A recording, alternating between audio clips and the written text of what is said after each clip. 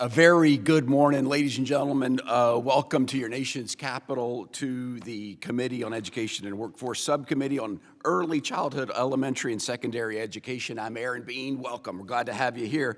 The subcommittee will come to order. I note a quorum is present. Without objection, the chair is authorized to call a recess at any time.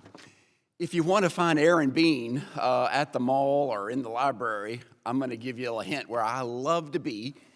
It's the self-help section of the books. I'm a junkie. I buy them all the time. I have a little mini library. What can I do to become more efficient, or how can I do, you name it, to do it better? So I'm always listening or reading. One of my favorites is Jim Rohn. I don't know if you know him, but it's like talking to a friend when I read what he says. His time management skills are something that I really pay attention to. He actually has said, time is our most valuable asset, yet we tend to waste it, kill it, spend it rather than invest it. And in no place is this more true than in our nation's classrooms.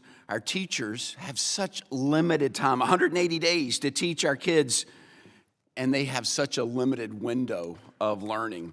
New research published early this year by NWEA Research shows that 4 years after the pandemic, 8th graders are still a full year behind in math and reading. In fact, the average U.S. student would need more than 4 months of school to catch up to pre-pandemic achievement levels. We've had a committee based solely on how far behind the United States truly is after the pandemic. But right now, out of 38 major countries, the U.S. sadly ranks 26, are you kidding me? 26 in math, 6 in reading, and 10th in science globally.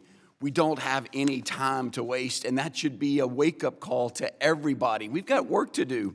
So while the good news is we've turned to in-person instructions, it's clear that our kids are in trouble. Why? Rather than a curriculum that focuses on helping students bounce back from COVID setbacks, our children are taught race-inspired ideology. Today, we're here to discuss the dangers of an inherent in the curriculum being taught in American elementary and secondary schools. Chief among these dangers is that schools are substituting the traditional narrative of this great but flawed nation with political story built on racial resentment and collective guilt. The force is called critical race theory, or CRT. It's a neo-Marxist ideology that's crept into classrooms across America, and it's now reshaping how young people interpret their identity, and it's changing how they see themselves, each other, and our country. Now, you may hear people say, oh, this isn't happening. No, that's just a thing of the past. That can't possibly exist in American K through classrooms today. Well, we've got evidence that it does, and by taking these key elements and thrusting them on young, impressionable people, that it's happening. Don't believe me, we've got an all-star panel representing these 50 states that'll come bring their testimony. CRT teaches that every interaction between people is a struggle between oppressors and victims. It tells children that race alone defines them. This ideology creates division where none needs to exist, breeding mistrust, resentment, and even hostility between young people who would otherwise share healthy friendships. Examples of CRT are abound in the classroom. Take, for example, California's Ethnic Studies Model Curriculum. The program is rolling out next year and will require students to evaluate how their race, gender, class, and sexual orientation involve oppression. Additionally, CRT's framework is distorted and applies how further division foster animosity among the Jewish people. We've had numerous examples that fail to give the full context of Jewish history on the Israeli-Palestinian conflict. We've had a meeting about that as well, that anti-Semitism is alive and well in high schools across America. This isn't just about race or ethnicity. In Chicago, public schools have integrated gender ideology into their curriculum. Kindergartners now learn about anatomy, and by 5th grade, students are introduced to concepts like puberty blockers. Even more alarming, the U.S. Department of Education is quietly backing these approaches. In 2023, it tied diversity, equity, and inclusion priorities to the longstanding American history and civics grants programs. Parents see this as a clear signal. CRT is coming to the local schools. But I've got good news, America. There are alternatives out there. Some that we'll hear from today. The 1776 Unites, the Jack Miller Center, and the University of North Carolina School of Civic Life and Leadership are organizations and initiatives built to emphasize the importance of civics, understanding America's founding principles, and promoting a free exchange of ideas. Now, 10 or 20 years ago, we would just simply call this history. That's what we would call it. Now it's borderline rebellious to teach the importance of the American founding and the virtue of self-governance. The stakes could not be higher. Time is ticking. Remember Jim Rohn? We got math and science to teach. So why are we even wasting any time on crazy stuff? Woke curriculum seeks to reshape the very foundation of Western civilization by rejecting the values of individual liberty and responsibility that underpin our society. It's educational malpractice to teach a generation of children to feel ashamed of who they are or see themselves as victims without hope or change. We must fight for our kids and education. The future of our nation depend on it. That's why I'm looking forward to our hearing. We've got a great panel that we'll get to in just a few minutes. We'll have a great, robust discussion and questions.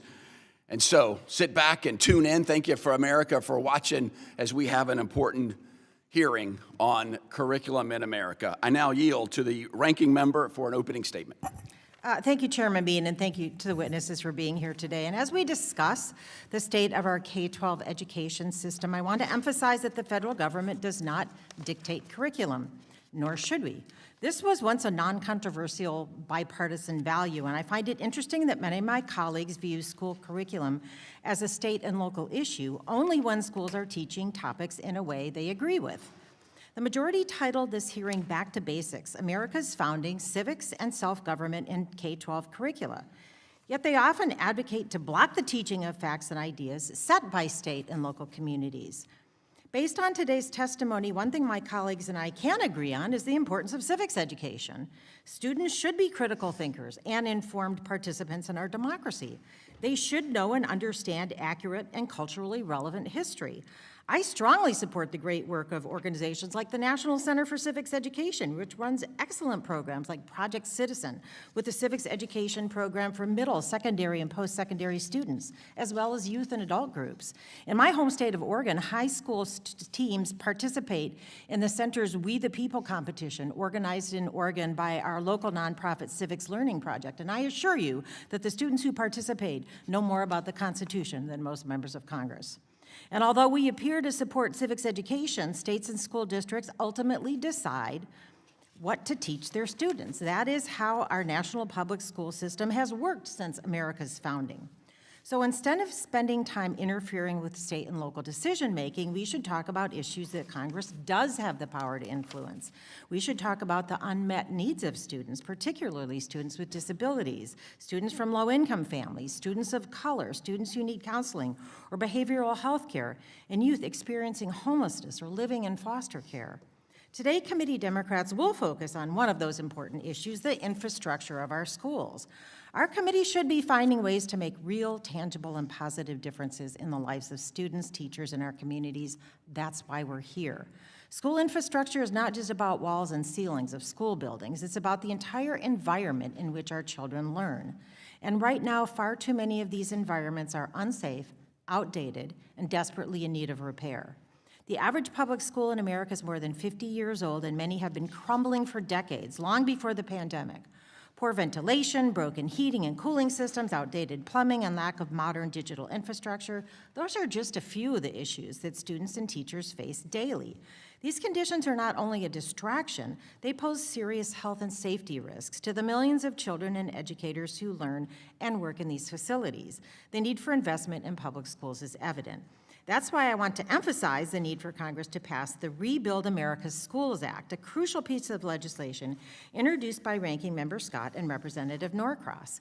This bill represents a comprehensive investment in our schools' physical and digital infrastructure, focusing on those that face the most significant challenges, and that's especially true in high-poverty communities. And I didn't know we were going to talk about rankings today, so I didn't bring the statistics, but if you adjust for income and socioeconomic status, you're going to see very different results in school rankings. This investment is not just about repairing buildings. It's about investing in the health and safety of students and investing in our future as a nation. It's not just a moral imperative, it's an economic one. According to the Economic Policy Institute, each $1 billion spent on construction generates nearly 18,000 jobs. This means that the Rebuild America's Schools Act $130 billion investment would create more than 2 million jobs. When we invest in our schools, we're improving learning environments while also stimulating the economy by creating good-paying jobs across the country. And notably, nearly 54% of school districts report needing to replace or upgrade critical infrastructure in their school buildings.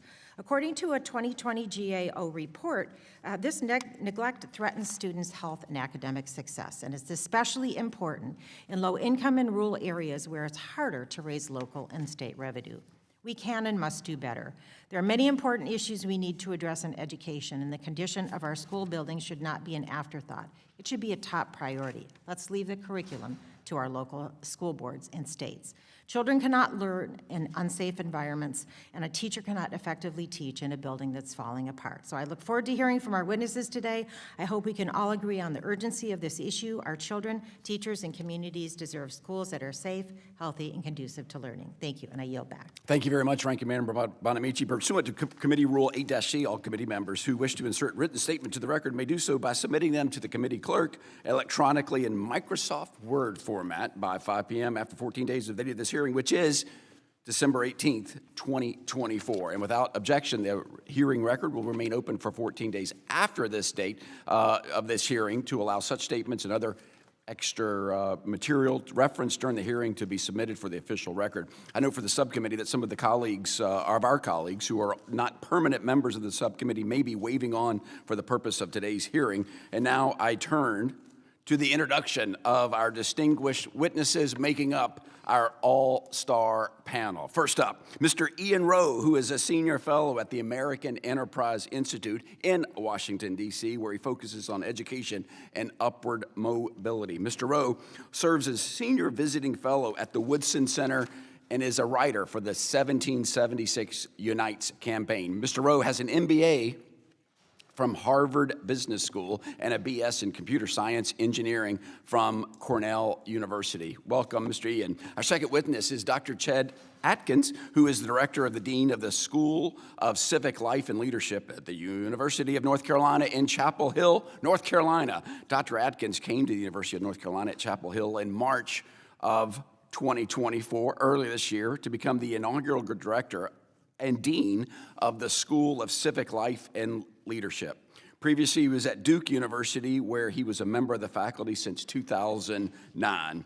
There, he was director of Duke's Civil Discourse Project, which sponsored activities that promote and engage discourse with the goal of creating intellectually diverse communities, and was also the faculty director of the Transformative Ideas programs for sophomores, which includes an initiative on civic life and thought. Dr. Atkins earned his degree in political thought and intellectual history and a PhD in classics, both from the University of Cambridge, and his AB in government and classics from Bowdoin College. I yield to the ranking member for the introduction of our third witness. Thank you, Mr. Chairman. Mr. Brian Kennedy is the Director of Legislative Affairs at the International Union of Bricklayers and Allied Craftsworkers. As a member of the Build America's Schools Infrastructure Coalition, or BASIC, he advocates for the federal role in modernizing public school buildings and grounds nationwide.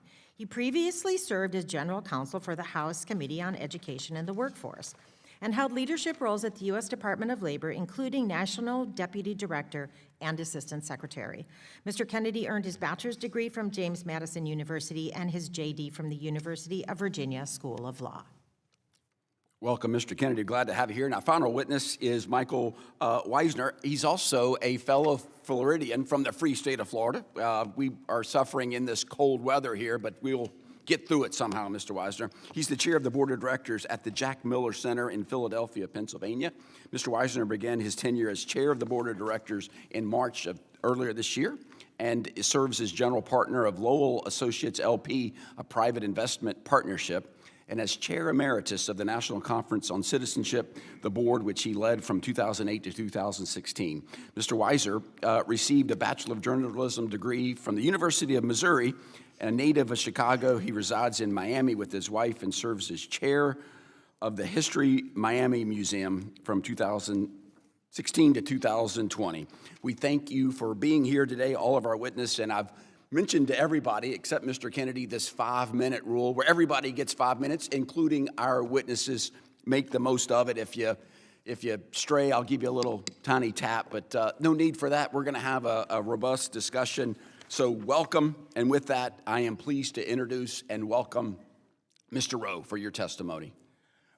Good morning, Chairman Bean, Ranking Member Bonamici, and all of the committee members. Thank you very much for the opportunity to testify on America's founding, civics, and self-government in K-12 curricula. I join you today wearing 3 hats. First, as Chairman Bean mentioned, as a senior fellow at the American Enterprise Institute, where I research education and upward mobility and also lead something called the FREE Initiative, where I study the intersection of family, religion, education, and entrepreneurship. I'm also a senior visiting fellow at the Woodson Center, where I help develop free K-12 lesson plans, 1776 Unites, that have now been downloaded more than 200,000 times by teachers in all 50 states who want a more complete history of the African American experience in the United States. And finally, in my 3rd hat, for the last 15 years, I have led public charter schools, including now as CEO of Vertex Partnership Academies, a virtues-based international baccalaureate public charter high school that I founded in the Soundview section of the Bronx, New York. Now, the reason I run schools is that I want our students to know that they can do hard things. Even in the face of inevitable challenges, they can lead virtuous, self-determined lives with meaning and purpose in a country that is not hostile to their dreams. The guiding premise is that a self-governing, civil, and free society depends on a society populated by individuals who understand their history and who have the ability to self-govern their own behaviors that are both constrained and liberated by a set of common civic virtues. Towards this end, our high school Vertex is organized around the 4 cardinal virtues of courage, justice, temperance, and wisdom. These are called the cardinal virtues from the Latin root cardo, which means hinge, because they are the root virtues upon which all other standards of moral excellence depend. Our students also recite the preamble to the Constitution each day to remind them that we are the people to shape the future. In an environment that promotes school choice, efforts like what we're doing at Vertex, the Woodson Center 1776 Unites curriculum, and the 9th grade curriculum that we're now developing at AEI in partnership with Johns Hopkins to cultivate personal agency within students, these are all necessary given the infusion of divisive ideologies now appearing throughout our K-12 system, which posit this oppressor versus oppressed framework based on identity groups in every American law and institution. Unfortunately, examples abound, such as the discredited New York Times 1619 Project and the Pulitzer Center, who produce curriculum like reparations math that promote Black dependency, or spread other falsehoods that America was founded as a slavocracy and not a democracy, or that the founding principles were false when they were written, or that the country was founded in 1619 and not 1776. These are all falsehoods. Yet, Atlantic Magazine just published The Death of American Exceptionalism, which makes the case that young Americans no longer believe that their country is anything special. In the early 1980s, 67% of high school seniors agreed that, quote, despite its many faults, America's system of doing things is still the best in the world, end quote. 67% in the early 1980s, that number has now fallen to 27% in 2022. As a school leader, I believe we must encourage a certain reverence for the Constitution in today's students, especially given the document's remarkable endurance in helping our country navigate the arduous path of fixing past wrongs for nearly 250 years. The key is to be honest.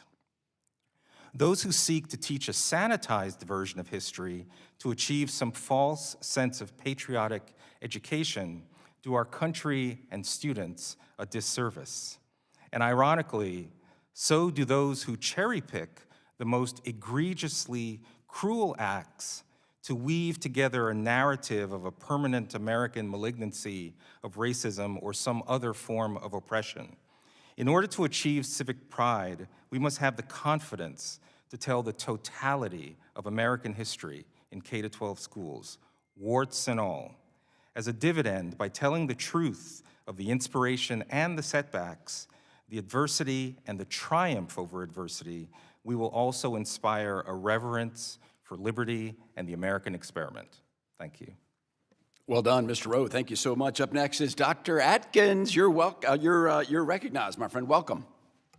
Chairman Bean, Ranking Member Bonamici, distinguished members of the committee, my fellow citizens, thank you for inviting me to speak to you on the topic of civic education and in particular about the School of Civic Life and Leadership at Chapel Hill, at the University of North Carolina at Chapel Hill. The acronym for the school is SKILL, and that's how I'll be referring to it in my remarks this morning. I'll also wear two hats. One is as the school's inaugural director and dean, and second of all, as a scholar in Greek and Roman political philosophy, the history of civic thought and political thought, and contemporary discussions on civic education and civil discourse. America is facing grave challenges to our democratic life. The rate of polarization is increasing.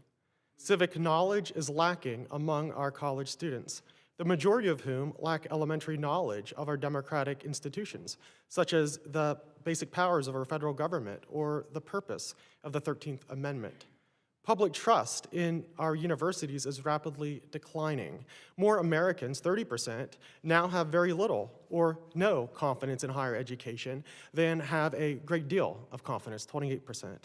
As I describe in detail in my written testimony, the founders of the University of North Carolina at Chapel Hill established our nation's first public university in 1789 to provide the people of North Carolina with a civic-minded liberal education.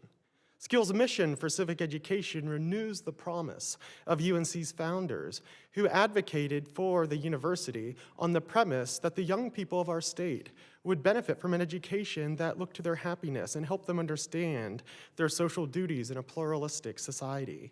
UNC's founders understood that the search for human meaning was linked to living productive lives in a democracy. Skill promotes this vision by fostering a free speech culture that enables students to explore their own worldviews and those of others in a spirit of curiosity and charity by considering the best of what has been thought and said about the perennial questions of human and civic flourishing. By coming to understand the shared institutions and civic values that unite us as citizens, and then by practicing the habits of speaking, working, and living with folks from very different backgrounds. Before the creation of Skill, there was no single department at UNC Chapel Hill devoted to providing the sort of civic education I just described. As you know, if there is an important job, but no one takes responsibility for it, then the work won't get done. Skill ensures that the serious work of educating citizens to live and thrive in our pluralistic democracy will get done. We are hiring the best faculty in the world committed to this mission. We hired 11 last spring, and we'll be hiring more this year. Students are already taking classes and enrolled in our minor. Our courses were full this fall, and enrollments are shaping up to be very strong for the spring. Our spring offerings will help our students understand the main ideas and institutions of the American civic tradition, explore the role of science in our public policy debates, and learn to talk in a spirit of friendship across our deepest divides. Our minor includes courses in civil discourse that fulfill a graduation requirement that all students must complete. Curricular and co-curricular opportunities will help students put into practice civil discourse and wise decision-making of leaders within the context of their chosen careers. Most of the real world is outside of the classroom, and Skill aims to set the table in numerous other venues for our campus community to explore issues in a spirit of friendship. My written testimony lists these in detail, so I'll just mention one now. We are partnering with Residential Life to provide a civil discourse residential community in which our students will be empowered to live, learn, and think productively across difference. As a flagship state university, UNC Chapel Hill also has the duty to enrich the civic life of the people of our state beyond our campus. Skill will be partnering with the school of government to provide education and civil discourse for our freshman state legislators. A longer-term aspiration involves K-12 work, focusing on equipping our state's high school students and teachers with the capacity for civil discourse and knowledge of the American political tradition. Providing high school teachers with effective pedagogy and curricula will help them prepare their students for the responsibilities of democratic citizenship in a pluralistic society. Among college students, developing the capacities for leadership, civil discourse, and achieving deep civic knowledge is especially important for those who may become our future school teachers and who will educate the next generation of citizens who are the future of our democracy. Those are just some of the ways in which Skill will educate generations of thoughtful citizens who can speak, live, and work in our pluralistic democracy. Imagine the impact of such a civic education after 40 years. I am convinced that our students will change North Carolina, our country, and the world. Thank you. Well done, Dr. Atkins. Thank you so much. Up next is Mr. Kennedy. You are recognized, my friend. Welcome. Thank you, Chairman Bean, Ranking Member Bonamici, and members of the committee. Thank you for the opportunity to testify today on the critical and urgent need for federal investment to modernize our nation's public schools. My name is Brian Kennedy, and I serve as Director of Legislative Affairs at the International Union of Bricklayers and Allied Craft Workers. I also serve as a board member of the Build America Schools Infrastructure Coalition, a diverse, nonpartisan coalition united in advocacy for a robust and reliable federal role in modernizing the nation's public school buildings and grounds. I speak to you today not only as an advocate for America's construction workforce, but as someone deeply committed to ensuring that every child in this country has the opportunity to learn and thrive in a safe, modern, and healthy school environment. A December 2023 survey of the United States Department of Education found that the average age of the main instructional building of our nation's public schools was 47 years. This means tens of thousands of our nearly 100,000 public schools were constructed during a wave of investment in the mid-20th century and have since fallen into disrepair. A 2020 GAO study found that an estimated 54% of schools need significant upgrades to their heating, ventilation, and air conditioning systems, and also had other major systems like roofs, plumbing, and electrical needing to be upgraded or replaced. Additionally, many school buildings do not meet modern standards for resilience and will not hold up to extreme weather. Local communities are working hard to address these challenges. In fiscal year 2022, school districts spent nearly $80 billion in 2024 dollars. However, a conservative estimate for what is needed is $130 to $180 billion each year over the next 15 to 20 years to ensure responsible stewardship of this essential public good. This is not a red state issue or a blue state issue, it's a community issue. It's about ensuring that all children, regardless of their zip code, have access to safe and conducive learning environments. Without a local, state, and federal partnership to address the crisis, the problem will only worsen. The decrepit conditions of our school facilities have a profound effect on both health and academic outcomes. Poor indoor air quality caused by failing HVAC systems has been linked to higher rates of asthma and respiratory illness, leading to increased absenteeism among students and staff. Studies have shown that students in well-maintained modern buildings perform better academically with fewer disruptions and higher rates of teacher retention. We must ask ourselves, how can we expect our children to compete in a 21st century global economy when they are learning in 20th century or even 19th century buildings? Investing in school modernization is not only about improving education, it's about creating jobs and bolstering local economies. Federal funding to address school infrastructure would directly support the construction industry, creating millions of jobs for skilled construction workers. These are good-paying, middle-class jobs that help families build stable futures while addressing a critical national need. Moreover, modernizing schools strengthens communities. Public schools are often the heart of local neighborhoods, serving as polling places and community meeting spaces. A federal investment in school infrastructure is an investment in the social fabric of our communities. Historically, the federal government has played a limited role in funding school infrastructure, leaving states and local districts to bear the brunt of these costs.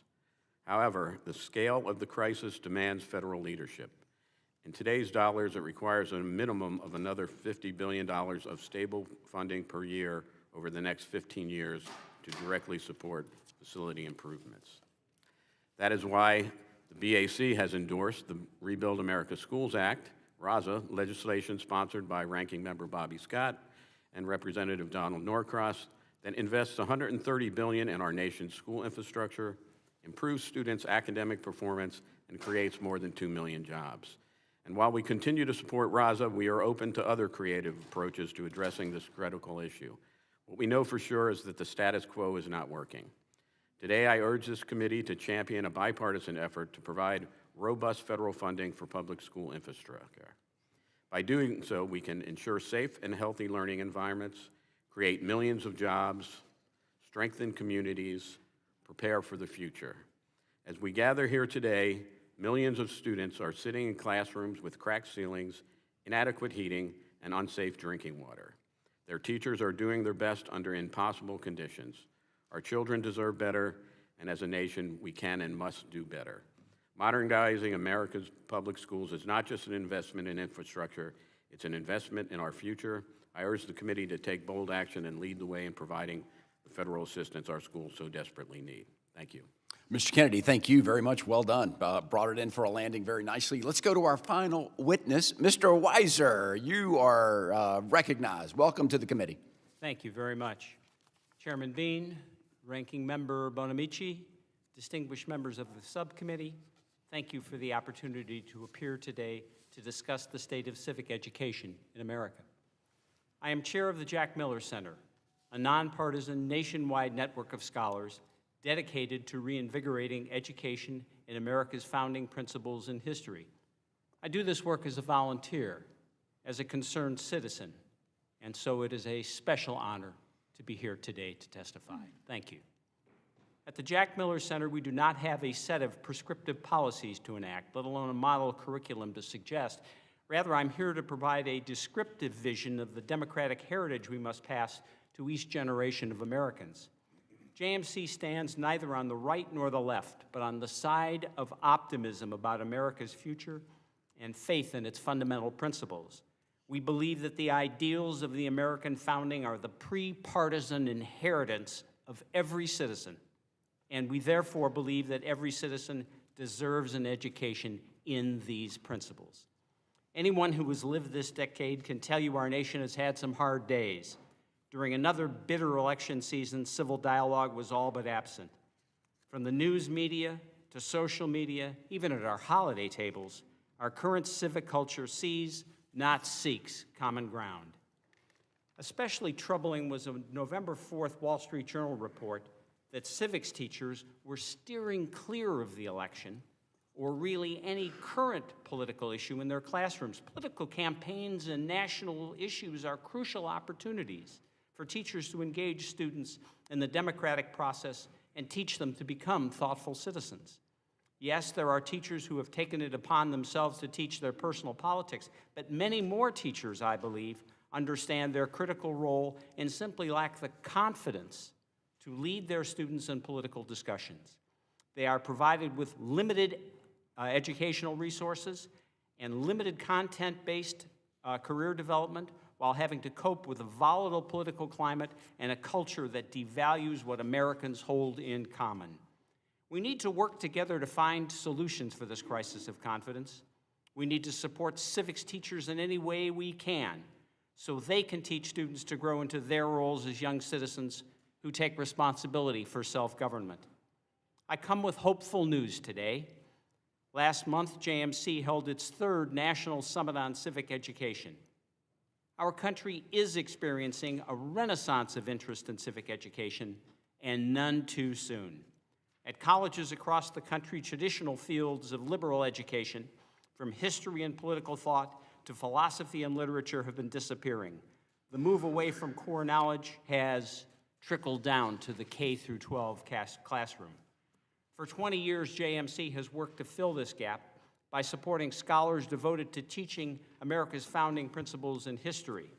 Our programs also aim to empower K-12 teachers with a deep understanding of core texts, great debates, and great moments in our history.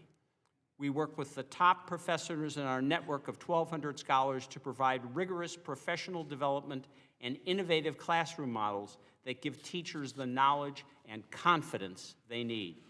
Across the country, we've found partners who share our reverence for the American political tradition. We have witnessed, for example, a rising desire to reincorporate civics into college university curricula, expressed in new programs at Stanford, Purdue, and Johns Hopkins, to name a few.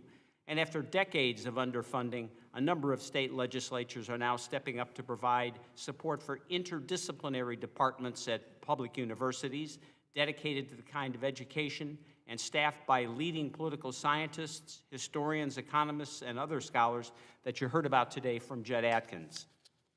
Another benefit of this emerging movement for civics in higher education is advanced civic education for teachers. Arizona State University and Utah Valley University, the latter in partnership with UVU's School of Education, have introduced innovative graduate programs for civics and history teachers to advance their knowledge of the subjects they teach. The beating heart of American civic education will always be at the K-12 level. We need to redouble our efforts to teach students about all of America's history, the good and the bad.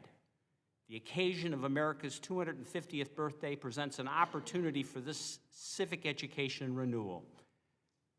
We believe that the civics curiosity that characterized our bicentennial can again take hold in 2026, and we certainly need to make the most of that opportunity. Thank you very much. Thank you, Mr. Weiser. Well done. Well done. Under the Committee Rule 9, we will now question witnesses under the 5-minute rule. I will begin first and will recognize myself for 5 minutes, put the clock on me. So I've made some bold statements. I've said critical race theory is here. It's taken over our schools. I need some backup. Mr. Rowe, is it true that critical race theory is here in American schools?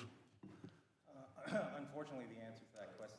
Put your mic. You say yes? Is it yes? Yes. Should we be worried about it? Unfortunately, the answer to your question is yes. Okay, Mr. Dr. Atkins, is it here? Am I just making this up? Is the chairman crazy, or is it really here? Well, this is not my... Yeah, critical race theory in high school is not my area of expertise, so I will yield to Dr. Rowe on this one. Very good. We're not teaching critical thought, though. That is your expertise. And we could do better teaching kids how to think. Yeah, certainly, students come in to college, as I said before, not prepared to have conversations across difference. And the good news is the desire for them to have conversation across difference is very high, but their own assessment of their preparedness is very low. 10-4. Mr. Weiser, I know you're specializing in civics, and I appreciate your voice. I can tell there's great excitement and enthusiasm, and you sense, you must have read Mr. Roan's book about a sense of urgency to get it done. Civics, is there a problem with civics being taught in American schools right now? Turn that mic on, Mr. Weiser. Certainly there's a gap, and it cannot be filled with alternative theories about how we came to be. We have something in common. We have to share that, and in so doing, we build citizens, whole citizens, self-reliant citizens. Very good. Thank you. Mr. Rowe, you mentioned that the Woodson Center curriculum offers lessons on Black excellence in the face of unimaginable diversity. How does the curriculum strike the balance between being honest about America's history without demonizing America? Good question. And just on your question earlier about critical race theory, it's important to recognize some of its original constructionists, they defined critical race theory. It embraces incrementalism. Unlike traditional civil rights, critical race theory questions the very foundations of the liberal order, including equality theory, legal reasoning, Enlightenment rationalism, and neutral principles of constitutional law. This is exactly not the type of theory we need taught in our schools, nor the practices such as privilege walks or professional development, which separates teachers by race and other destructive actions. In terms of the Woodson Center curriculum, this concept of teaching American history, warts and all. Let me give you one example from the free units we've created. The Tulsa Massacre is often a topic that's controversial in how it's taught. Some people say it's not taught at all, or it's sanitized. In our curriculum, the first lesson within the Tulsa Massacre is all about how was it that during Jim Crow segregation, could these black entrepreneurs raise capital, build wealth, create Black Wall Street? If that kind of success could have been achieved when racism was essentially enshrined into law through Jim Crow segregation, why can't that same level of success be achieved today? So that's the first lesson. The second lesson then talks about the Tulsa Massacre in all of its horror, not sugar-coated at all. You just be very honest about what occurred. But then the final lesson is about the rebuilding of Tulsa. And our sense is that's the approach through the entire curriculum. Tell the entire story. Have confidence that American history, rightly told in a comprehensive fashion, will inspire the very reverence I think we all seek. Thank you, thank you. Dr. Atkins, you touched briefly on what you're doing. You're teaching kids to think and having a space where there can be a dialogue of diversity. Tell us how you have set UNC Chapel Hill on fire and the whole nation now is watching. What's going on there? Well, that's a big question. But essentially what we're doing is inviting students in to have conversations across difference, giving the capacity in the classroom and outside of the classroom. And fundamental to this is having, again, understanding the American political tradition. So they're reading the founding documents, they're reading the Declaration, the Federalists, Anti-Federalists, the Gettysburg Address, the Emancipation Proclamation, letter from the Birmingham jail, and then also being exposed to and participating in the vigorous debates of liberty and equality. Creating diversity of thought. Thank you very much. I know we'll hear more with other questions. I have to call the gavel on myself because my time has expired. I now recognize Ranking Member Bonanici. You are recognized 5 minutes. Thank you, Chairman Bean, and thank you to the witnesses for your testimony. Very much appreciated it. I want to reiterate that the federal government does not and should not dictate curriculum. And you're using the term critical race theory without really defining it. And as you likely know, is a legal theory posited by Derek Bell, who happened to be the dean of my law school, but is not a K-12 issue. I have to say, your own witnesses, Mr. Chairman, support an accurate teaching of history. And I don't think any of us debate that students should be taught an accurate rendering of history. I support a public school system where every student has access to a well-rounded education that includes civics and the arts and the humanities. In fact, Dr. Atkins, you make a very good case for liberal arts education at the university level, and it's a conversation I hope to have someday in the higher education subcommittee. I don't think you will find a disagreement about that, but you mentioned also the lack of confidence in higher education. I've sat in this committee for several years and heard numerous times my colleagues on the other side of the aisle bash higher education. And I recall several years ago a senator who was once running for president saying we don't need any more philosophy majors, we need more welders. I happen to think we need both. Does anybody disagree that we need both philosophy majors and welders? Nobody's raising their hand there? I like welders that study philosophy. Perfect. But this is supposed to be a hearing about K-12 curriculum, but we are not a school board. And instead of discussing the details of what schools are teaching, we should focus on who has access to high-quality learning environments. And that's something that does, in fact, fall under the purview of the federal government. Our focus should be on equity of opportunity, and it's impossible to achieve educational equity when school segregation remains pervasive. Many more students attend schools in high-poverty districts than low-poverty districts, yet high-poverty districts spend about $1 billion less on capital construction. So, Mr. Kennedy, how does the investment gap exacerbate segregation? And why is it important for Congress to include funding for school infrastructure in its year-end funding package, as well as the next fiscal year budget to make long-term investments in new school construction? Well, thank you for the question. Yeah, the inequity in our school system is really reflected in the facilities that the students are attending. As you mentioned, high-poverty schools are not in a position to do the kind of financing that other schools can do. The vast majority of funding for school facilities comes from the local level. The State of Our Schools report indicated it was about 77% local, which is mostly based on property taxes, 22% state, and the federal government at 1%. So the inequity in our educational system is reflected throughout in every aspect of education, and it sends a bad message to students that we send them to go to schools that are falling apart. And on the contrary, think about the message it sends for students to go into a school building that's fully equipped and healthy. In the district I happen to represent, I have some brand-new school buildings in wealthier districts, and I have some really old buildings that are in need of desperate repair, particularly in the more rural areas. So when you think about investments in school infrastructure, it sends a message to low-income students that we don't care about their communities, and to if they're in rundown buildings or lack the resources. What message does it send to parents? What message does it send to the community? And how does having a dilapidated and outdated school building affect the surrounding community as well as the students who go to school there? So I guess another aspect of that is that the fact that going to school is mandatory. So we're requiring students to spend 6 to 8 hours a day, and sometimes in buildings that are safe and unhealthy. So as I said, it sends a bad message to them that we don't think their education is important, that we don't think they're important, that their community hasn't invested in them. And when a new school building is built or a building is renovated, what does it do to the surrounding community and the property values? It helps. And it also creates jobs, good-paying jobs that are career-sustaining jobs.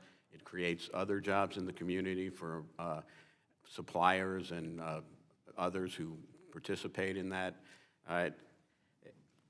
It reflects throughout. Investment in infrastructure is an investment that creates growth, and so pays for itself to some extent. I appreciate that, and I'm just about out of time, but I want to reiterate to my colleagues, this is something we can and should be doing. We want every student to be learning in a building that is safe and clean with safe drinking water and the technological advancements that they deserve. So I would like to see that investment made, and I urge my colleagues to continue the conversation, and I yield back the balance of my time.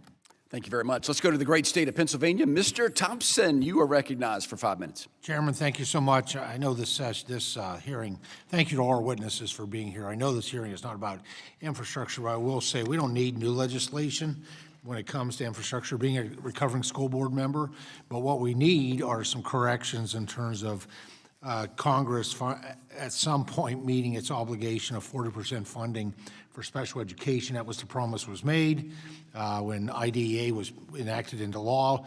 We're in the teens, we're nowhere close, and quite frankly, I'll put a plug in for my ACE Act, All Children Are Equal, when it comes to Title I funding.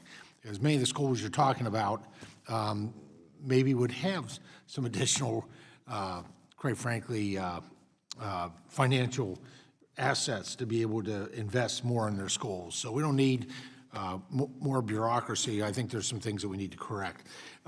Thank you again for our witnesses. Mr. Weiser, thank you for your leadership of the center in Philadelphia area.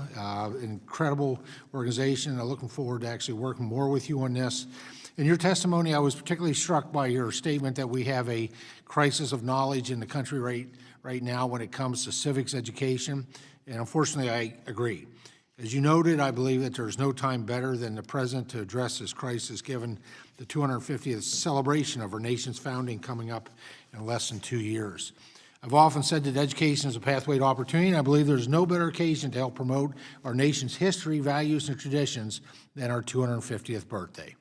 So, Mr. Weiser, how do you think we can use this upcoming celebration to inspire the next generation of civic leaders?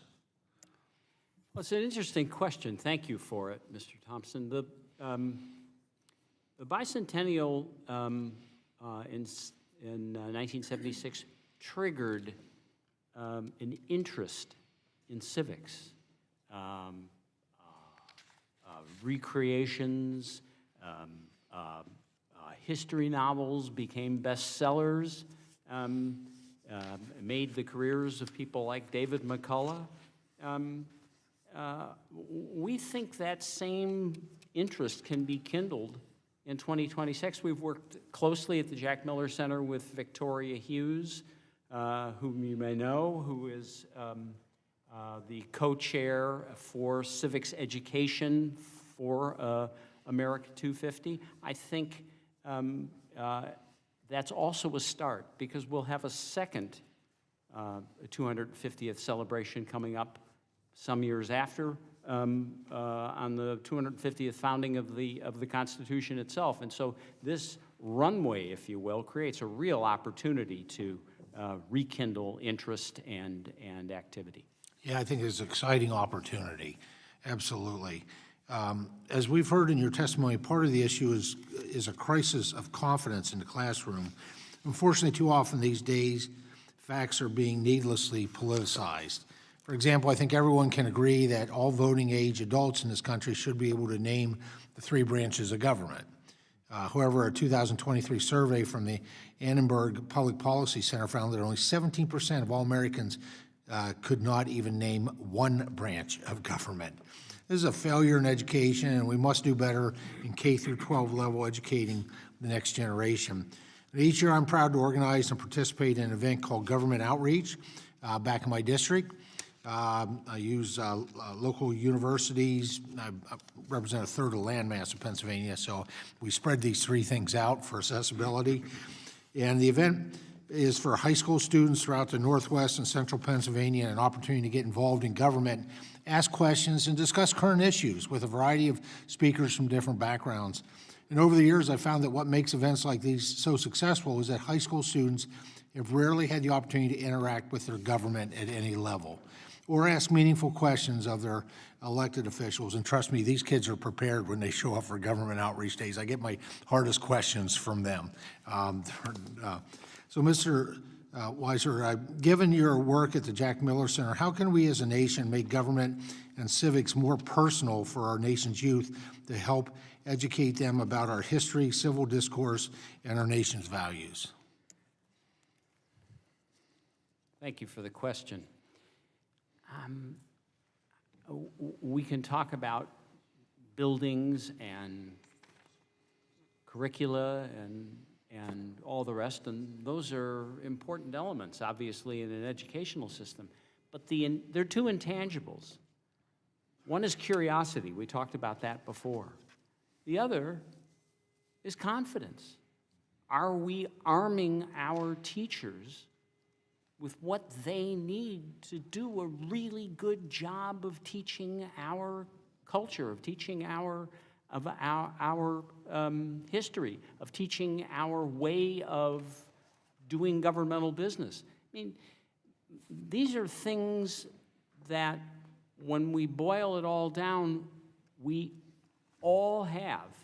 And for some to get it and for others to not get it is one of the cruelest forms of inequity that we can possibly engineer. And so, Mr. Weiser, thank you so much. I regret the time's expired. The gentleman's time's expired. Thank you, though. We're going to hopefully get a chance to finish your thought in just a second. But first, let's go to the great state of Connecticut, where Representative Hayes is recognized for questions. Good morning, everyone. Thank you all so much for being here. I'm feverishly writing because my whole line of questioning is changing because I realize I don't really have any questions because I'm not really sure what the outcome or the expected outcome of this hearing is right now. The title of this hearing is Back to Basics, America's Founding, Civics, and Self-Government in K-12 Curricula. However, as my colleague, Representative Bonamici, stated, the federal government has no role in curriculum. So I'm not really sure what it is we're supposed to gauge from this panel, and as I've listened to the witnesses, that information has become less and less clear. I do agree with Chairman Thompson over there about the need to fully fund IDEA and special education. That would be a tremendous use of our time, and if this committee could actually achieve that, I think that we will have done some good work. I've heard reference to critical race theory by several people on this committee. I can tell you I was a public school teacher, history teacher for 15 years. All of my training, my undergraduate degree, my master's, my postgraduate degree were all in education, and we never had any reference to critical race theory. I never had any professional development that separated me by race and taught this because it is just not taught or discussed at the K-12 level. So not really sure why it's a part of this hearing today. It is a legal theory taught in law school. And if that needs to be said, once again, I'll say that.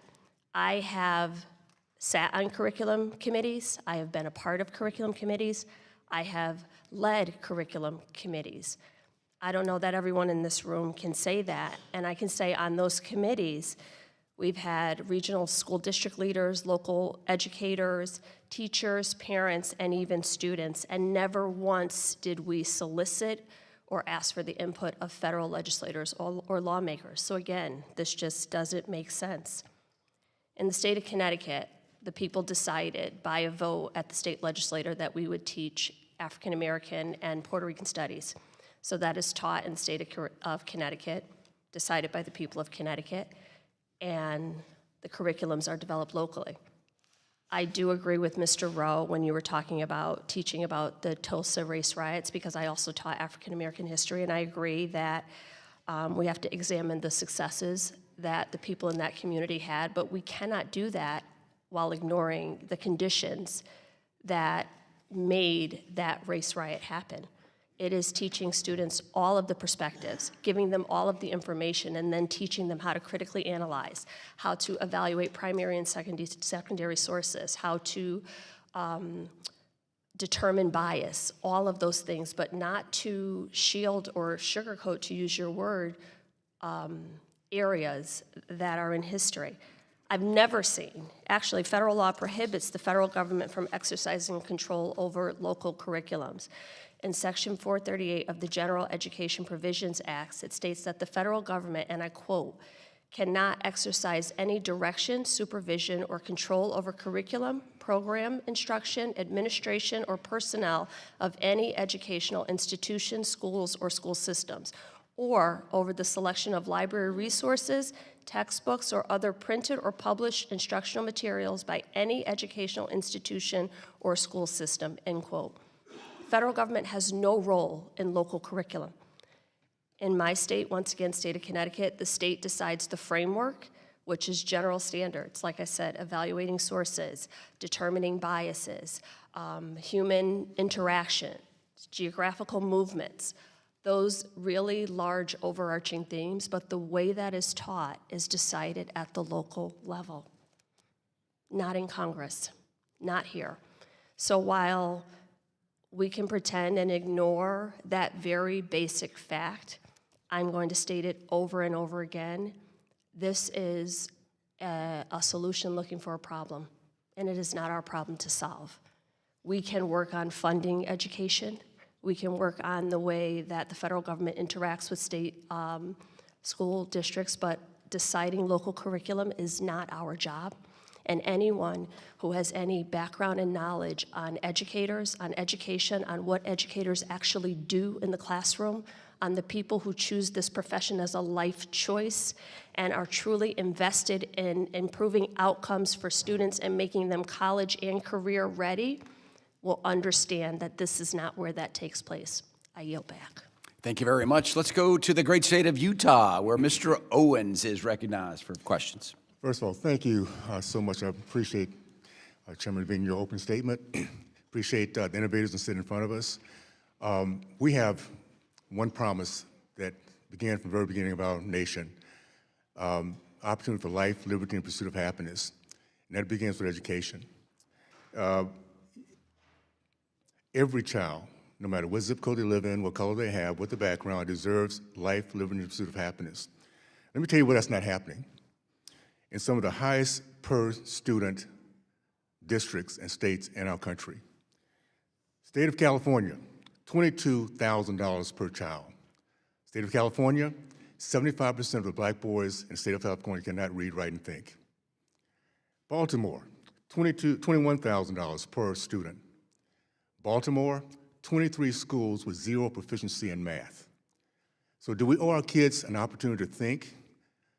How about choice, which the other side seems to have a real problem with that one? Choice works because parents have a chance to see failing schools, failing curriculums, and say, you know what? I do see critical race theory, and I want out of this one. So for those who don't believe critical race theory is prevalent, you need to wake up, my friends. There's a reason why our country's heading the direction we're going in right now. And we're going to change that. We're going to put, moving forward, innovators who understand the power of our country is to make sure our kids can think. That's our national security. That's a national security issue if there's ever been one. And we're going to make sure our kids, moving forward, thank goodness for the trifecta. Our kids can think, be proud of who they are, be sought after around the world. We don't have to bring in smart people from China. Students and parents trust teachers to provide objective and correct, accurate lessons to our children. I believe our teachers operate in the classroom in such a manner, many do. However, there are some educators who utilize ideas and lessons from harmful curriculum to indoctrinate our children instead of opening their minds to a variety of perspectives and thoughts.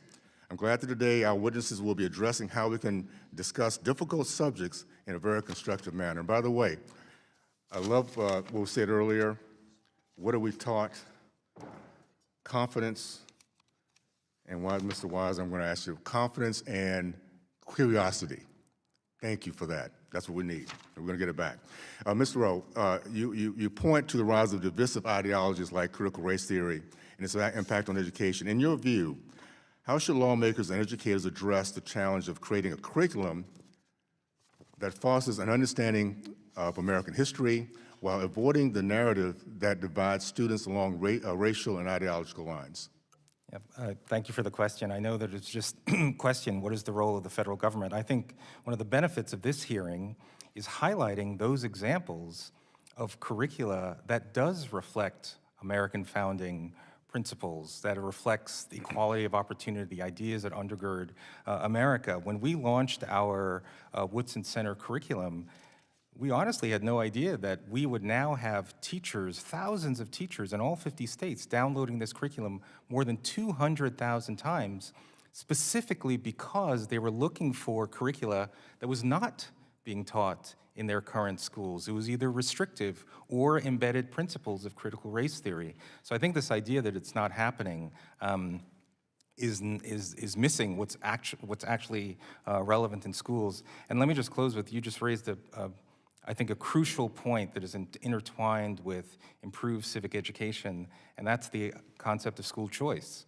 We launched our school in the Bronx in a school district in which only 7% of kids graduate from high school ready for college, right? That means 93% of students started ninth grade and either dropped out over the course of 4 years, or they did earn their high school diploma, but still could not do math nor reading without remediation if they were to go to school. And yet in New York City, there's a cap on charter schools. If you had the idea to create a great school, you couldn't do it. So if you were, imagine you're a 22-year-old mom in that district and you're sentenced to send your kid to a school that is teaching content that you don't believe, and yet you are restricted to send your kid even to a beautiful school I built an 85,000 square foot building in the heart of the South Bronx. I'm a big believer in infrastructure, but if the parent doesn't have the ability to send their kid to that school, what have we done? Thank you, and I'm so sorry we're running out of time, Ms. West. I was going to thank you for your highlight of UVU. Doing some great things in Utah, and I really want to work with you as close as I can, all of you, because we need to make sure we're putting this as a priority. We'll get that done as we innovate moving forward. Thank you so much for that. Thank you, Mr. Owens. Let's go to the great state of California. Mr. DeSaulnier, you're recognized. Welcome. If those years in French class worked, your pronunciation gets better and better all the time, Mr. Reed. Thank you. Just an observation following the last conversation. One of the things in civic engagement in schools, and just your comments about parents feeling accessible, in the last 15 years, we've hardened schools that we were spending money on making them community-based schools, particularly in places like the Bronx and Harlem and where I live in the Bay Area, and it was working. Families, particularly single-parent families, felt like they could take their kids to school, go to after-school programs, and the physical infrastructure was changing in California and around the country, especially in urban areas like that. And we knew that it worked, that after-school programs worked when parents felt like they could go there and it was a community center.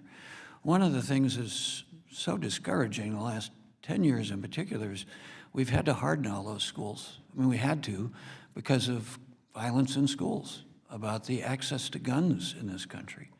So the cause and effect on citizenship, I think is just so remarkable to sit here and listen to citizenship and the basic principle of schools being community centers in this country where people and parents and kids can go and interact. And we know that when parents are engaged with their kids physically and emotionally, and in disadvantaged communities where they can go and feel safe there.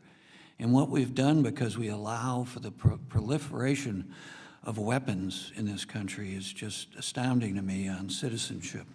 Just my 2 cents worth listening to this. Mr. Kennedy, it's great to see you, looking very distinguished. I know that Mr. Scott and I didn't give you any of those gray hairs that you have, but they look distinguished.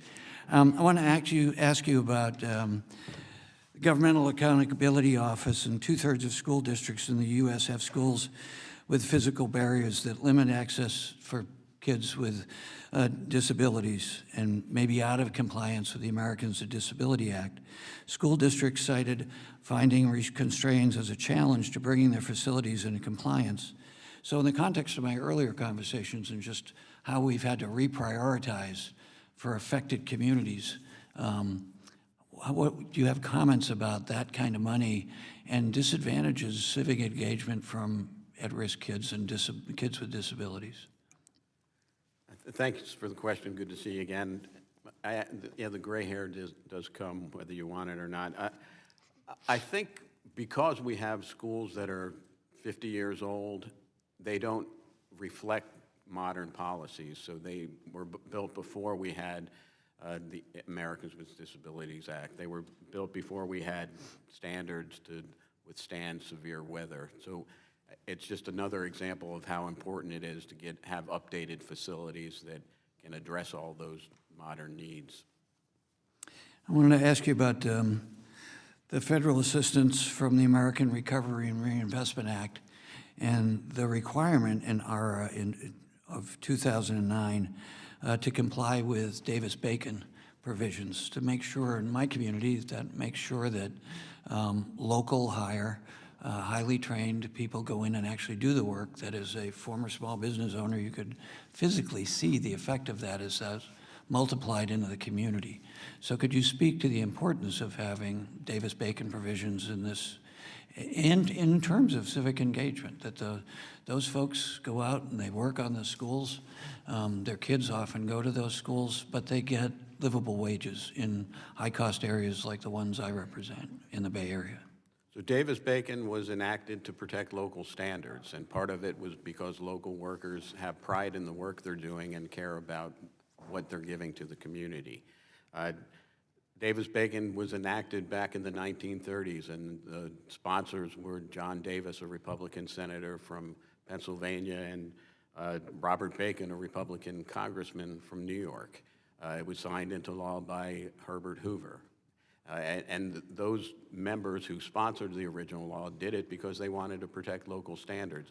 It's important to have good wages and benefits to help your community.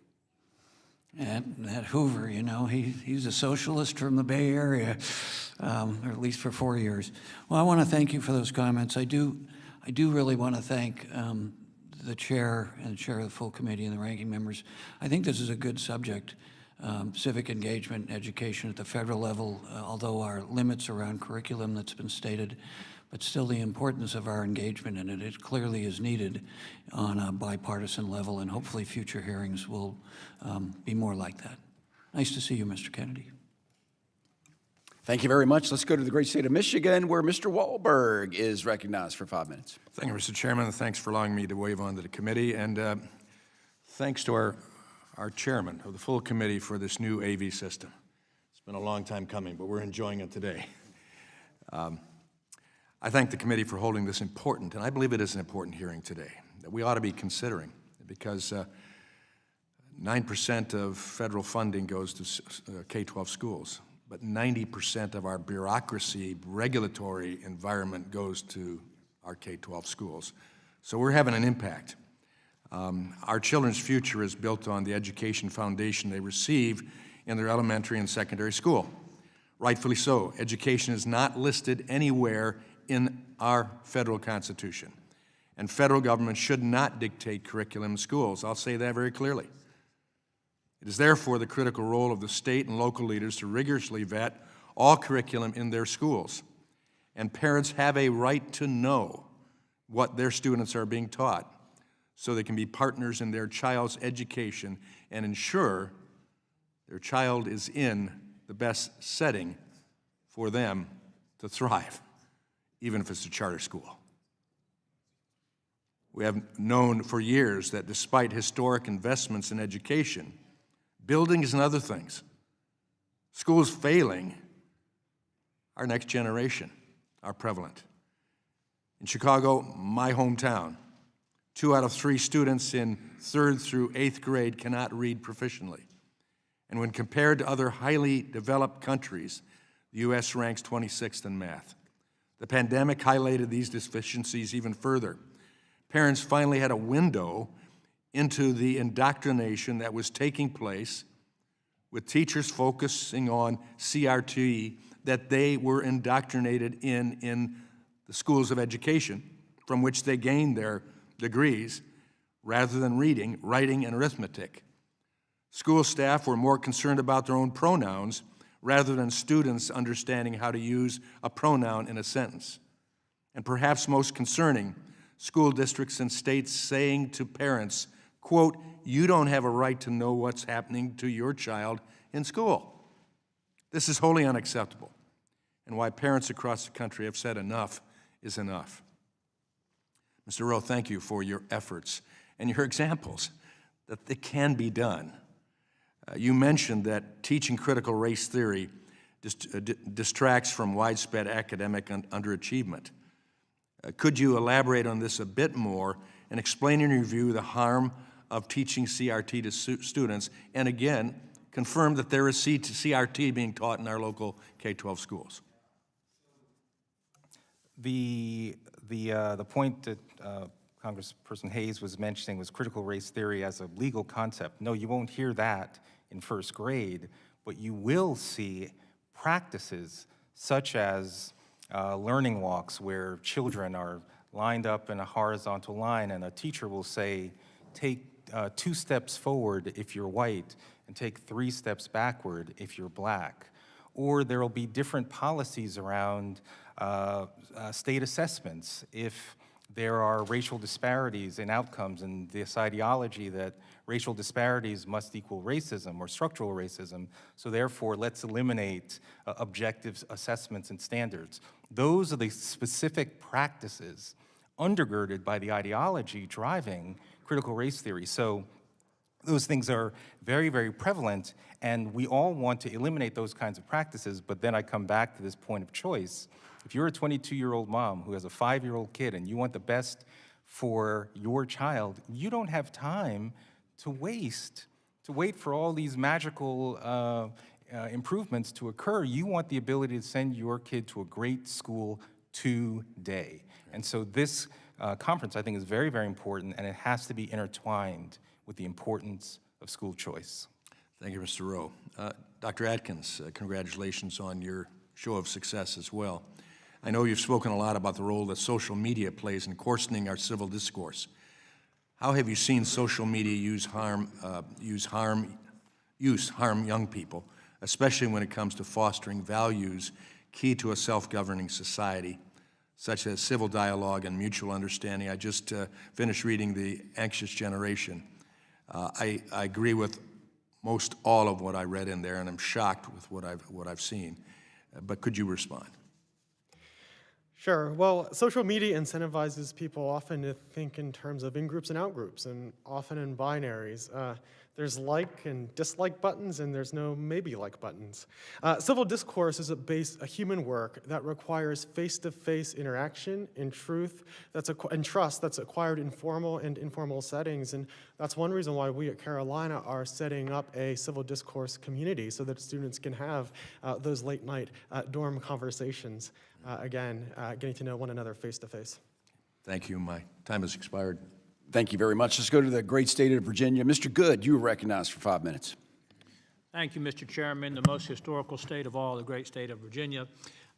Mr. Rowe and our other witnesses, thanks for being with us here today. We continue to hear stories of how and where CRT has been incorporated into government school curriculums, blaming everything on race, looking at everything through a racial lens, determined to divide students and individuals based on race, designating victims and oppressors based on race, dishonestly presenting our nation's founding and our history, denying the progress that's been made in this country. For example, the election of a black president, the election of a black vice president, our current black House minority leader, and yet somehow Democrats repeat the lie that CRT is not in our K-12 schools. Of course, we don't have in K-12 schools a class called CRT. But can you speak once again to how this harmful dogma, this harmful ideology permeates the classrooms and the curriculums in our government schools? Yeah, I did give a few examples, but let me also say we are so fixated on race. According to the nation's report card, the National Assessment for Educational Progress, there has never been a year in which a majority of white students are reading at grade level, at 4th grade, 8th grade, and 12th grade. So if we were to close this racial achievement gap that we often talk about between black and white students, all we will have achieved is achieving universal mediocrity. And so this obsession with critical race theory, we're spending so much time talking about issues of race when we have a widespread literacy crisis. It's a huge distraction. And it is much more likely that the reasons all kids across race are not reading at grade level is because we don't have focus on things like the science of reading, accurate access to high quality curricula that is very comprehensive and accurate. That's what we should be spending our time on versus the practices associated with critical race theory that often end up perpetuating the very division that it is asserting to address. Widespread mediocrity does seem to be the goal of some, and you can see what the priorities are by what we fund. In Virginia, there's many examples of racist CRT ideology in our government schools. In Albemarle County, in the Charlottesville area, in my district, parents actually sued the government schools over curriculum infested with CRT because they understood that teaching children to treat people differently based on race is not only wrong, but it's illegal. That's why I sponsored a bill, by the way, Defending Students' Civil Rights Act, to clarify that it's a violation of the Civil Rights Act of 1964 to teach critical race theory in schools that receive government funding. And with all of these examples, it's even worse when it's the federal government that's funding it. And we got numerous examples of that. Schools use their COVID-19 funding to promote these CRT ideas under a guise of managing the problems, or managing the pandemic, I should say. Virginia's Board of Education reported that COVID-19 funds were used to support Virginia's, quote, roadmap to equity, end quote. The Virginia plan promises to advance racial equity and hold a commitment to the principles of anti-racism. course, the Biden administration has made racial ideology a budget priority, requesting $100 million in new spending recently to support racial and socioeconomic diversity in schools, calling for $468 million for a community schools program that embeds culturally relevant ideology and restorative justice practices. And then the Parents Defending Education's online indoctrination map shows hundreds of examples of government schools promoting CRT curriculum and policies that directly impact students. How widespread is this in your studies, in your experience? How widespread is this in our nation's government schools? I would say it's relatively widespread. When you use the term racial equity, that is a euphemism for equal outcomes by racial group. And so, for example, any racial disparity then becomes the goal is to close that gap. So again, I share that there has never been a majority of white students reading at grade level. So so achieving racial outcomes by group, again, it's this idea of universal mediocrity, the idea of eliminating objective assessments. At the state level, there are many states now that are eliminating, even in New York State, we're about to eliminate the New York State regents, which for years has been the gold standard for how a student would demonstrate that they actually know reading and math sufficiently to graduate. But those objective assessments are being eliminated across the country. It's a real tragedy because now they're being replaced with amorphous mechanisms by which students demonstrate that they're graduating from high school ready for college. Thank you, Mr. Rowe. Thank you, all of our witnesses, and I yield back, Mr. Chairman. Thank you very much. Let's stay with the great Commonwealth of Virginia and recognize the ranking member on the Committee of Education and Workforce. Mr. Scott, you're recognized. Thank you, Mr. Chairman. We've heard a lot about critical race theory, and it is, in fact, an elective taught in some law schools. So you need a high school diploma, 4 years of college, probably a year of law school as a prerequisite to even take the course. Students K through 12 obviously don't have that background, and calling every mention of race CRT is absurd. And furthermore, as it's been frequently mentioned on this side, the curriculum is not directed by the federal government. So if there is a decision to teach CRT and include CRT in the curriculum, the federal government would have no role in that decision under present education policy. Now, maybe we should revisit that policy and have the federal government involved in curriculum. So I'd ask Mr. Rowe, should the federal government direct how the Tulsa race riot ought to be taught? That's a great question. The answer is no. What I think is... Okay. Well, anybody on the panel think that the federal government ought to inject itself on local decisions on curriculum, whether you agree with what is in the curriculum or not? Anybody want the federal government in that? Okay. Well, again, I would just offer up that I think it's very helpful. Again, as we've learned from the Woodson Center curriculum, there are hundreds of thousands of teachers begging for high-quality curricular resources because they feel what they're teaching is not representative. So when we have more than 200,000 downloads by teachers in all 50 states, that does suggest that there is a role for exemplars of high-quality curriculum. We're federal government, and the question was whether or not the federal government ought to inject itself in curriculum, and the unanimous response I heard was no. We should not involve ourselves in the curriculum. And so, Mr. Kennedy, welcome back to the committee. You've been here many times, and you've outlined the problem of school infrastructure and how the problem is worse because we fund local education primarily with the real estate tax, guaranteeing that low-income areas will have a harder time funding education than wealthier areas. How do low-income communities pay for schools now? Primarily through local property tax. And if they don't have much to deal with, that's why schools are 47 years old on average, and some a lot older than that. They just don't build schools. They postpone things, they patch things up, they try to make do. And so the problem that you've outlined will persist until the federal government steps up and helps. Needs to be a partnership, federal government, states, and locals. Let me ask in the final minute or two, ask the panel what we should be focused on to improve academic achievement, that is, to eliminate achievement gaps, improve graduation rates, and the problems that the gentleman from Utah outlined, where some schools just are simply not getting the job done. What should we be focusing on? Well, I would suggest ensuring that low-income families have the same privileges that middle and upper-class families have, which is the power of choice, which is the ability to move to the suburbs, to send their child to a private school or religious school or to the school that they believe is best for their child. And yet, most low-income folks in the United States live in communities in which they don't have that choice. So one of the first things we could do is make it so that universal school choice is the first element towards giving people a shot that want to give their kid the best chance at an education. Well, choice doesn't improve the schools. Does anybody else have a way to actually improve the academic achievement? Well, studies do show that better facilities that are safe and healthy and conducive to learning improve academic achievement. Thank you. And what else we should be focusing on to improve academic achievement?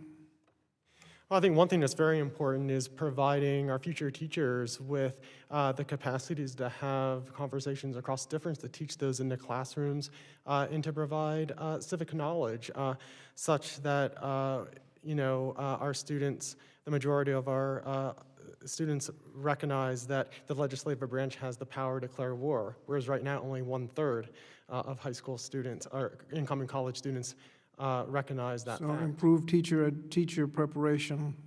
Anybody else? Thank you, Mr. Chairman.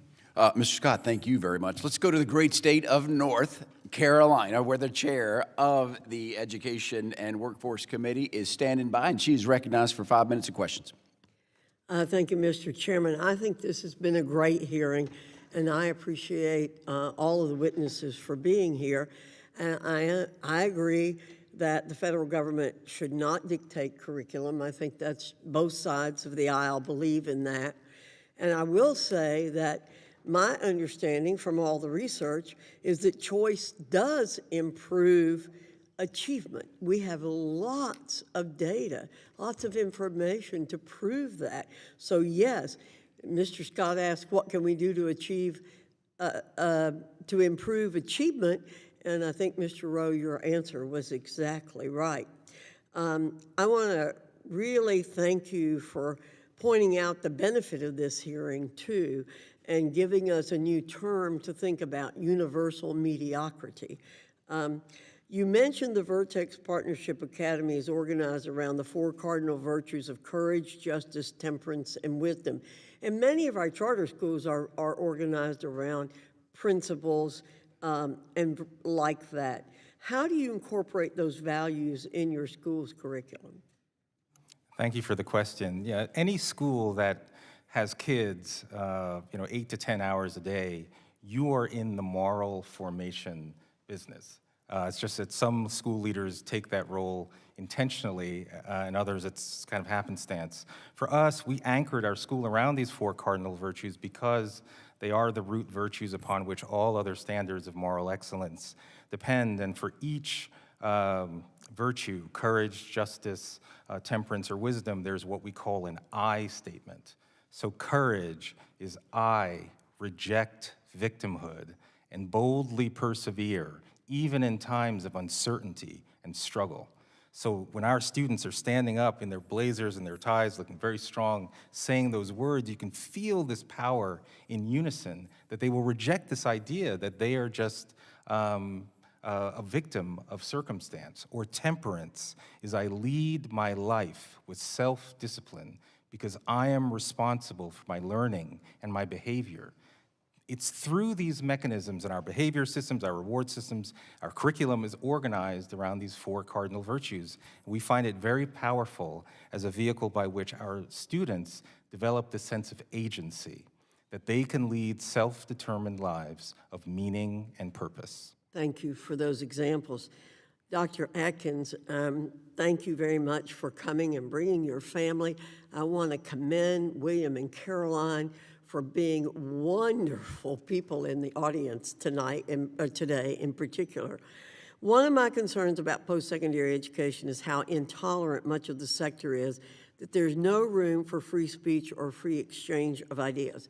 Much of campus discussion, especially around political issues, is entirely one-sided. That's why I think your work is so important. You touched on this briefly in your testimony, but from your perspective as a dean and educator, what's the worst consequences of a campus culture that shuts down free speech? And remember, I've got one more question to ask of Mr. Weiser.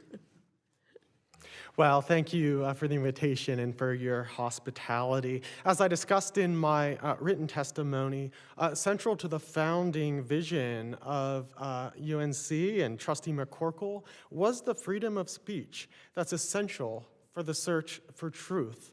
And that can invite both students and faculty with diverse backgrounds and perspectives into that. And as a Tar Heel, I may be biased, but I tend to agree with Trustee McCorkle. The search for truth is foundational to the mission of a public university like the University of North Carolina at Chapel Hill, and when the free exchange of ideas is hindered, that mission is in jeopardy.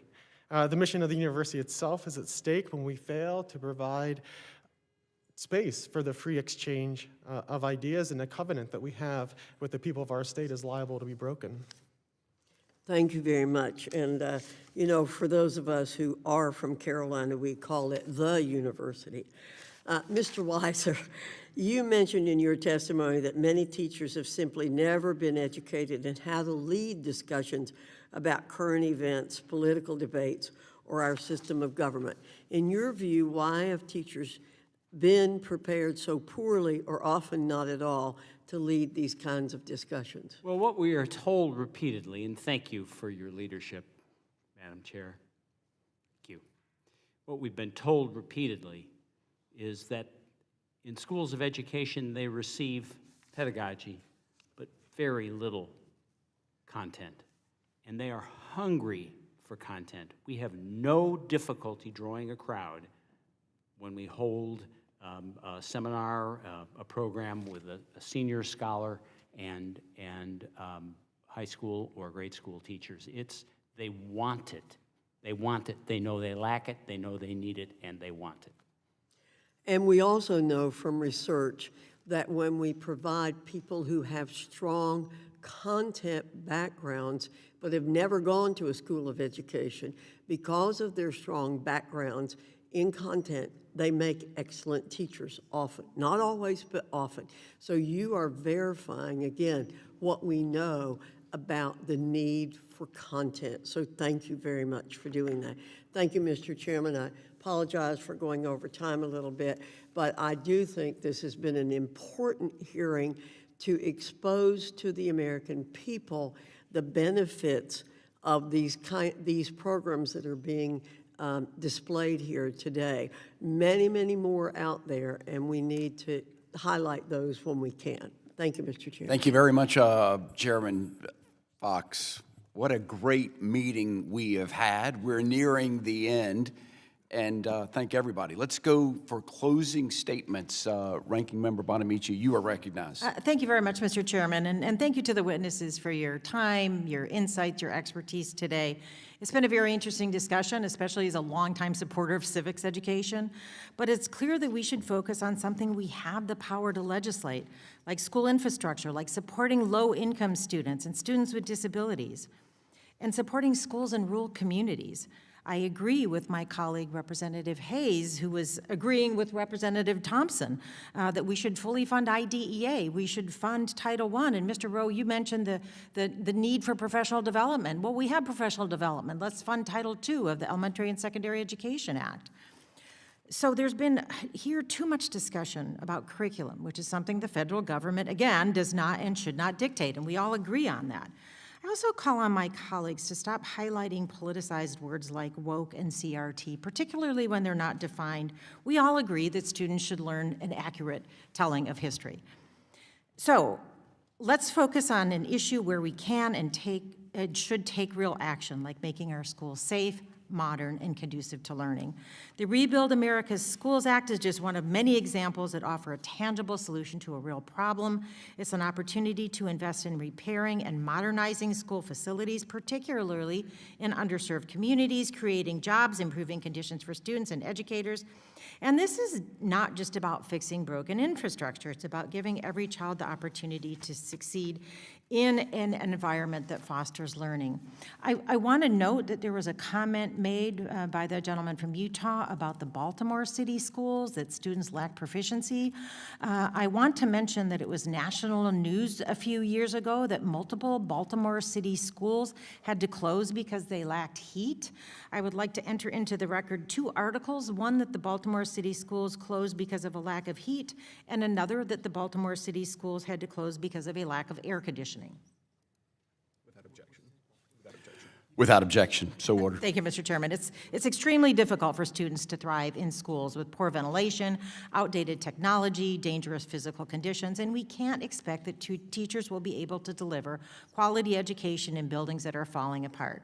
It's a matter of equity, safety, and the future of our nation. So I hope today's discussion encourages us to act with the urgency this issue demands. Our schools should be a place where all students can reach their full potential. Thank you again to the witnesses. Mr. Chairman, I yield back. Thank you very much, Ranking Member Bonamici. I have a closing statement, but first, for the purpose of a point of personal privilege, the chair, very good. Very good. Panelists, I had high expectations for each of you. You heard me as I come in. I said you were an all-star panel.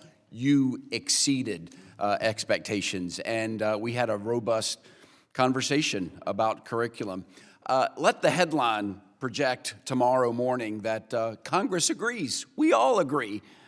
Do we agree on anything? We do agree on this, that the federal government shouldn't be in the curriculum business. The Constitution doesn't say it, and we acknowledge that we shouldn't be a part. But let this committee sound the alarm. How about that? We are failing. And to your point, Mr. Rowe, whites or blacks, we're all struggling. Any segment, we're all struggling to read and write. And before you can before you can achieve anything, that's just the basics. And so going back to Mr. Rohn, we can't have a minute to waste as we go forward. So, yeah, the alarm is there. We're mediocre in the world, and the world is a dangerous place, and we need bright minds to compete in tomorrow's segment. So it's a wake-up call as we go forward. We don't have the role, but state leaders, maybe this will be replayed on C-SPAN, and there is an educator out there. How do I do it? How do I get some curriculum that can focus back on the basics? Call us. We've got our contact information for our all-star panel, and we can get you teed up on making it happen. Here's the irony. And I know we talked a little bit about school choice. I know that's a subject for another day, but the irony is the programs of which all of you gentlemen are associated with are attracting families and kids who want in on that America has a chance to be great. There's no limit to what they can do, and that's what y'all focus on, teaching everything, the warts and all, Mr. Rove, to take your words. Ranking Member Bonamici and I just talked about some of the programs. I know there's a at least in my county, in Nassau County, there's the Constitution Bowl, where high schools put together their all-stars team, and it's sort of like a Jeopardy contest of just questions on the Constitution where learning can be fun. I know you have such a similar program where we can make it happen. Mr. Weiser would agree that civics needs to be a focus as we go forward. So I think we've planted the seed of curiosity. That's another word there too. And if you're curious about how we can do it better, then certainly this is the place to look. As we close, what an honor it has been to serve as the chair of this committee. Ranking Bonamici, we met 2 years ago and said we'll have interesting meetings and discourse, and certainly we have done that. Chair Fox, thank you so much for giving me, you recruited me. How about that? I got recruited to the committee, and lo and behold, to be given this opportunity to lead the discussion has been the honor of my freshman tenure. So thank you all, staff, makes us look good, and I struggled a little bit out of the gate. I still probably do now. They're probably going to tell me, but that's what we want to do. We want to have critical thought and dialogue of how we can do better. So with all that being said, wish everybody a happy holiday season as we go forward. There's lots of work to do, but today, there being no further business before us, this meeting is adjourned. To our panelists, I'd love to get a picture, so don't leave. We're going to come and get a picture. So thank you.